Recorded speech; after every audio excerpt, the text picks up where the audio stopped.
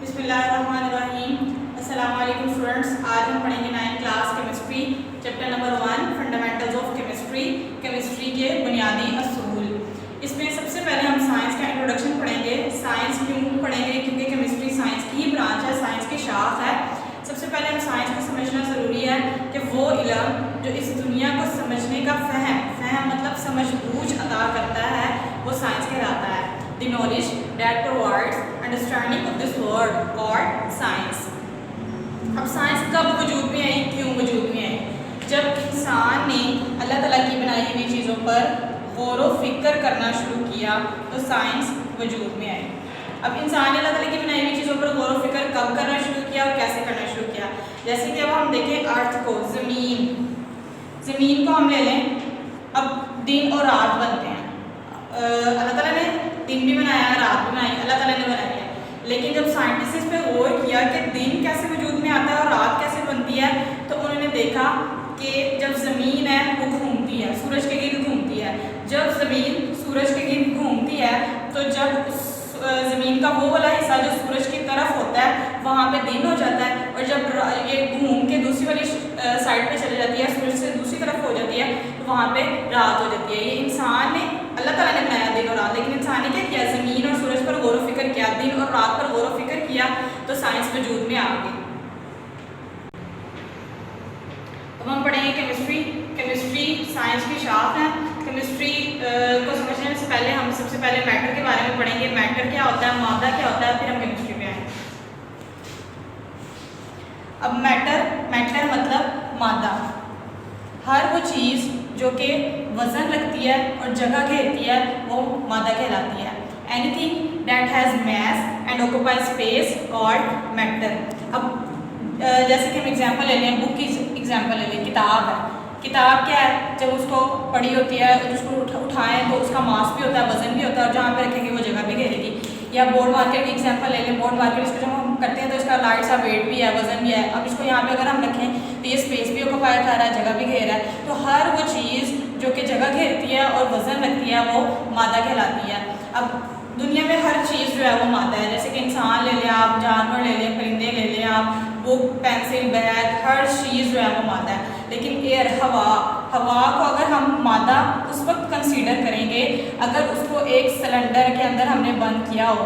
अब उस सिलेंडर के अंदर जब हम उसको बंद करेंगे तो वो क्या करेगी? वो जगह भी घेरेगी और उसका वज़न भी होगा। तो हवा इस सूरत में मादा है। अदरवाइज अगर हम हवा खुला, अगर हवा है, स्पेस में है, तो वहाँ वो मैटर नहीं कहलाएगी।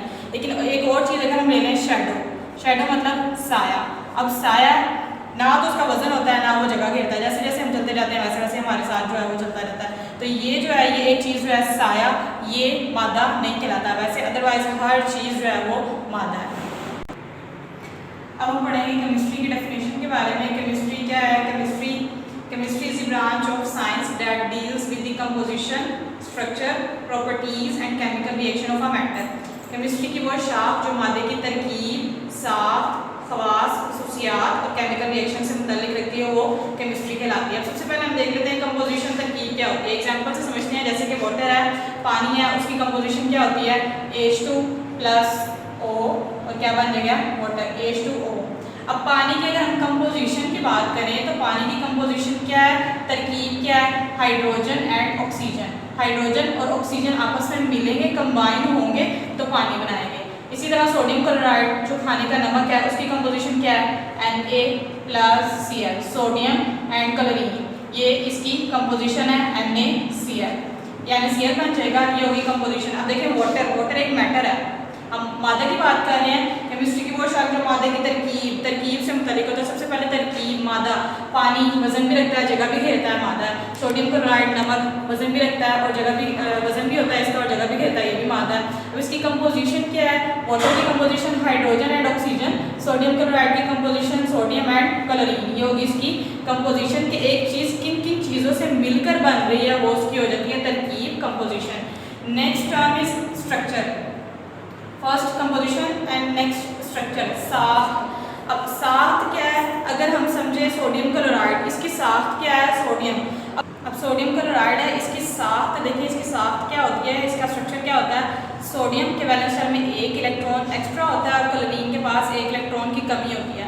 तो ये आपस में कंबाइन कैसे होते हैं। देखिए यहाँ पे सोडियम अलग है, क्लोरीन अलग है, लेकिन यहाँ पे आके साथ मिल गए हैं। कैसे मिल गए हैं? सोडियम ने अपना एक इलेक्ट्रॉन क्लोरीन को दे दिया, देने के रिजल्ट में इसके ऊपर आ गया +1 चार्ज आ गया और इसके ऊपर आ गया -1 -1 चार्ज आ गया। अब ये नेगेटिव और पॉजिटिव एक दूसरे को कैंसिल आउट करते हैं, तो ये एक दूसरे के साथ मिलकर NaCl बना लेंगे। तो ये जिस शेप से आपस में मिलते हैं उसको हम बोलते हैं स्ट्रक्चर, साफ्ट इसकी बोलते हैं। वाटर की कंपोजिशन देखें ज़रा, 1 ऑक्सीजन और 2 हाइड्रोजन, ये दोनों आपस में क्या करते हैं? कंबाइन करते हैं और ये एक शेप बनाते हैं, तो उसको इसका हम बोलते हैं इसकी साफ्ट, इसका स्ट्रक्चर। नेक्स्ट प्रॉपर्टीज़, खवास, खसूसियात के बारे में पढ़ेंगे, लेकिन खसूसियात को पढ़ने से पहले हमें physical properties and chemical properties के बारे में पढ़ना होगा। फिजिकल प्रॉपर्टीज़ मतलब तबई खसूसियात। अब तबई खसूसियात क्या होती हैं? वो खसूसियात जो कि मादे की तबई हालत से रिलेट करती हैं, ताल्लुक़ रखती हैं, उसको हम बोलते हैं फिजिकल प्रॉपर्टीज़। फिजिकल नाम से भी ज़ाहिर हो रहा है, फिजिकल हम जिस्मानी ज़ाहिरी सूरत को हम बोलते हैं फिजिकल। अब इसमें हमने देखना है कि कौन कौन सी प्रॉपर्टीज़ होती हैं। उसमें आप देखें, अगर हम किसी भी चीज़ को ज़ाहिरी सूरत देखें तो उसका सबसे पहले कलर आ जाता है, उसमें टेस्ट जायका आ जाता है, स्मेल बू आ जाती है, शेप ऑफ क्रिस्टल आ जाती है, melting point, boiling point. For example हम एग्जांपल ले लेते हैं, वाटर की एग्जांपल ले लेते हैं, पानी की एग्जांपल। पानी का रंग क्या होता है? कलरलेस, कोई कलर नहीं होता। हम देख सकते हैं इसको ज़ाहिरी सूरत से, अपनी आंखों से देख सकते हैं। टेस्ट जायका क्या होता है इसका? कोई जायका नहीं होता इसका। स्मेल, इसकी स्मेल भी नहीं होती। शेप ऑफ क्रिस्टल का क्या मतलब है? कि एक रेगुलर पैटर्न में अरेंज होना। जैसे कि चार्जेस होते हैं 2 तरह के, एक होता है पॉजिटिव चार्ज और एक होता है नेगेटिव चार्ज।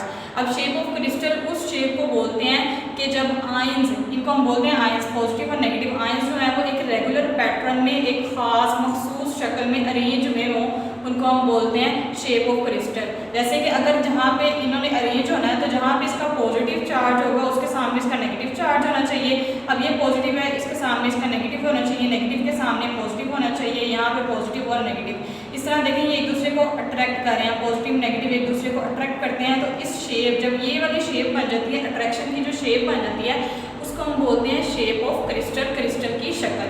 नेक्स्ट, अगर हम वाटर के मेल्टिंग पॉइंट की, बॉइलिंग पॉइंट की, मेल्टिंग पॉइंट तो नहीं होता, फ्रीजिंग पॉइंट होता है पानी का 0 डिग्री सेल्सियस, और मेल्टिंग पॉइंट, बॉइलिंग पॉइंट होता है इसका 100 डिग्री सेल्सियस, ये वाटर का होता है। तो इस तरह की जो खसूसियात हैं उसको हम बोलते हैं तबई खसूसियात, फिजिकल प्रॉपर्टीज़ ऑफ मैटर, मादे की तबई खसूसियात।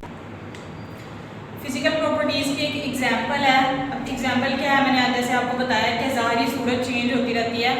अब जैसे बर्फ़ है, बर्फ़ को अगर हम हीट करें, हीट, ये साइन जो है वो हीट को शो करता है। तो बर्फ़ को आप गर्म करेंगे तो वो किस में चेंज हो जाएगा? पानी में, वाटर में चेंज हो जाएगा। अगर आपको इसको मज़ीद पानी को उबालते रहेंगे, हीट देते रहेंगे, तो वो किस में? वेपर्स में, बखरात में उड़ना शुरू हो जाएगा। अब देखें बर्फ़ क्या चीज़ थी?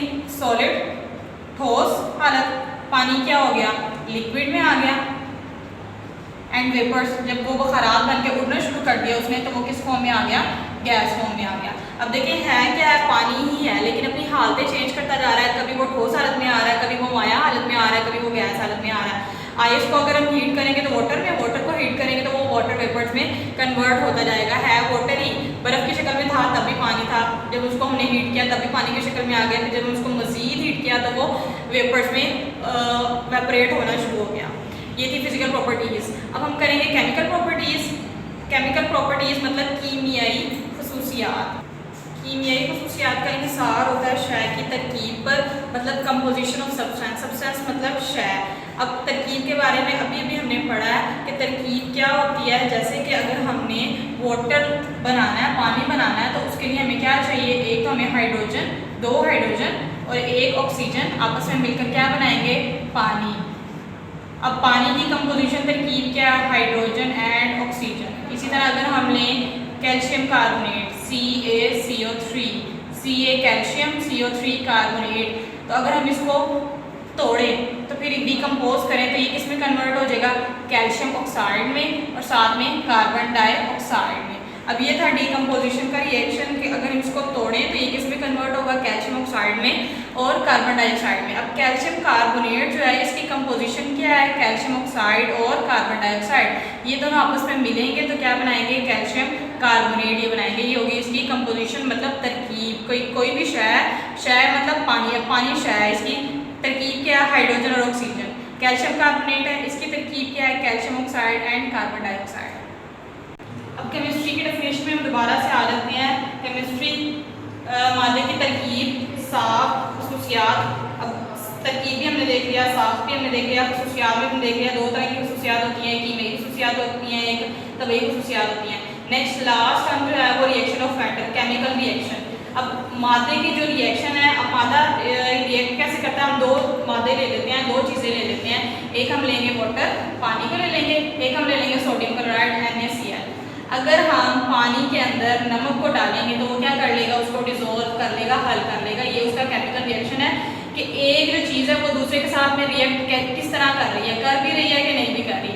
अगर हम यही नमक जो है वो ऑयल में, तेल में डालें तो वो हल नहीं होगा, मतलब कोई केमिकल रिएक्शन वो दे ही नहीं रहा। तो इस तरह के जो रिएक्शन होते हैं उनको हम बोलते हैं रिएक्शन ऑफ अ मैटर, मादे के केमिकल रिएक्शन। अब केमिस्ट्री की हम जो डेफिनेशन है उसको समराइज करते हैं। समराइज मतलब मादे, केमिस्ट्री साइंस की वो शाख जो मादे की तरकीब, साख, खसूसियात और केमिकल रिएक्शन से मुतल्लिक हो, वो केमिस्ट्री कहलाती है। Chemistry is the branch of science that deals with the composition, structure, properties and chemical reactions of a matter called chemistry. अच्छा, अब देखेंगे हम केमिस्ट्री के एप्लीकेशंस के बारे में। एप्लीकेशंस मतलब केमिस्ट्री कहाँ कहाँ पे यूज़ की जाती है हमारी इंडस्ट्री में। अब सबसे पहले तो हमारे जो पेंट बनाने के लिए केमिस्ट्री को यूज़ किया जाता है। पेंट किन चीज़ों से बनता है, पहले केमिकल्स बनाए जाते हैं।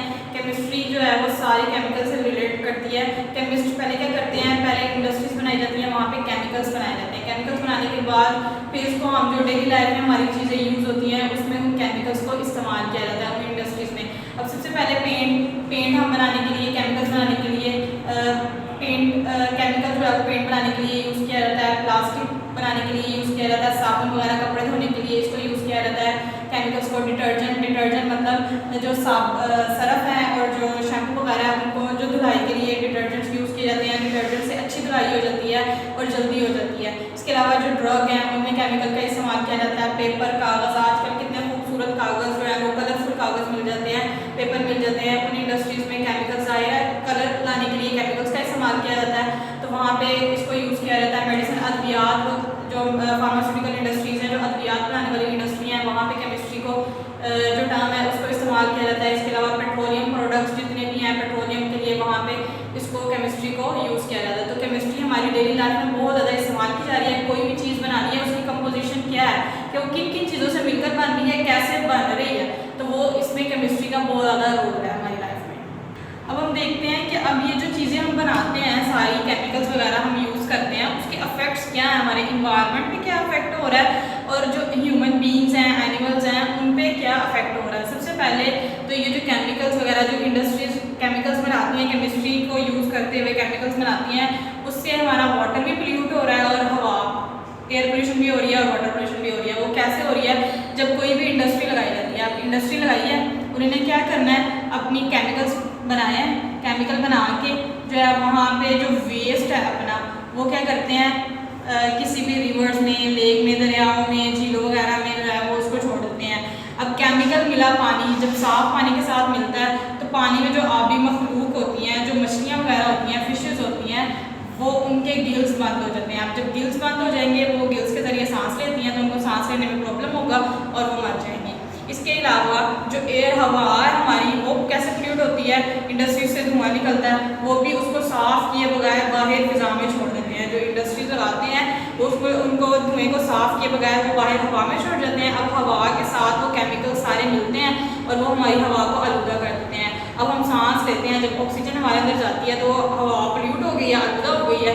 तो जब हमारे अंदर सांस के ज़रिए हम ऑक्सीजन को अंदर लेके जाते हैं, हवा को अंदर लेके जाते हैं, तो उसमें क्या होगा कि हमें सांस लेने की बीमारियां सांस लेने में प्रॉब्लम होगा, सांस की बीमारी हमें हो जाएंगी।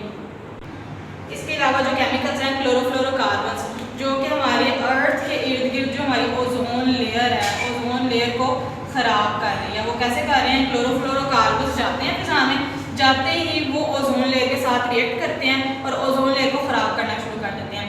अब जहाँ से ओजोन लेयर ख़राब हो गई है, वहाँ से सूरज से आने वाली अल्ट्रावायलेट रेडिएशंस वहाँ से गुजर जाएंगी, वहाँ से ओजोन लेयर में होल हो गया, सुराख हो गया।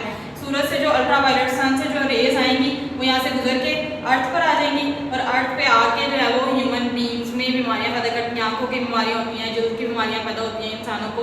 तो इस तरह अगर जहाँ हमें केमिस्ट्री के जहाँ फ़ायदे हैं, बहुत सारे फ़ायदे हैं, वो हमारी डेली लाइफ में यूज़ हो रही है, लेकिन इसके साथ साथ हमारे उसके नुकसान भी बहुत हैं। जो हमने यहाँ पे पढ़ चुके हैं। अच्छा जी, आज अब हम अपने टॉपिक को समराइज करते हैं। आज हमने सबसे पहले साइंस के बारे में पढ़ा, साइंस किस तरह वजूद में आई उसके बारे में पढ़ा।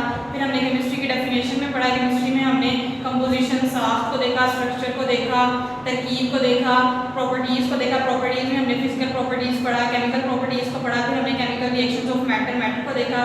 उसके बाद हमने इसकी एप्लीकेशंस को देखा। एप्लीकेशंस को देखने के बाद फिर हमने इफेक्ट्स, उसके नुकसानात पढ़े कि हमारे एनवायरनमेंट पर और ह्यूमन बींग्स, इंसानों की ज़िंदगी पर, जानदारों पर क्या असरात होते हैं इसके। और ये हमारा टॉपिक जो था वो आज का क्लियर